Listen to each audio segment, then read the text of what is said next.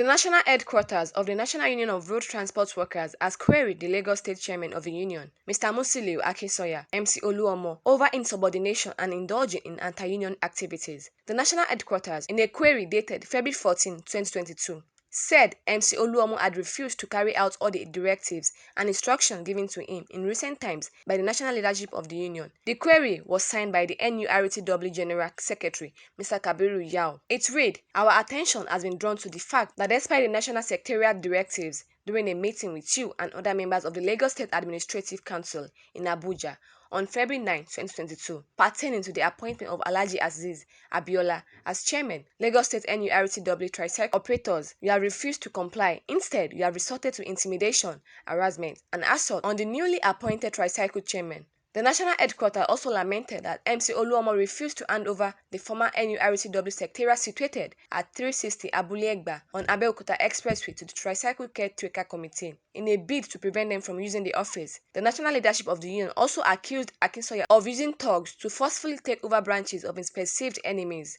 It is on record that you mobilized thugs to forcefully take over the operations of some local branches headed by the perceived opponent, the query stated further. To avoid the wrath of the union, the national headquarters directed MC Oluomo, in light of all foregoing, to within 48 hours hand over the former State Council Secretariat at Abule-Egba to the newly appointed Lagos State Tricycle Committee. Withdraw all those men you sent to take over the branches of your perceived opponent. Submit a written apology to the National Secretariat, and failure to comply with the foregoing directives will leave the National Secretariat with no option than to take disciplinary action against you in line with the provisions of the union's constitution. The spokesperson for MC Oluomo, Jimoh Buhari, in an interview on Sunday, said the query was received by the state chapter of the Nurtw on Friday, but his principal had not been around since then. He said his principal would react to the query on Monday today.